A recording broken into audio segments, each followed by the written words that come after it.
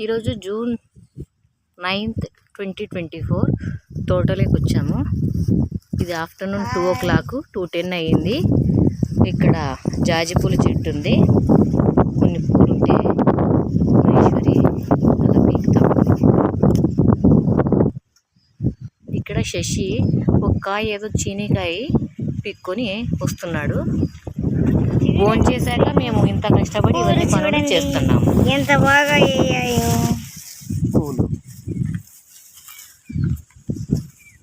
కష్టపడి పిక్కొచ్చిన సంతోషము ఆ ముఖంలో కనిపిస్తాం.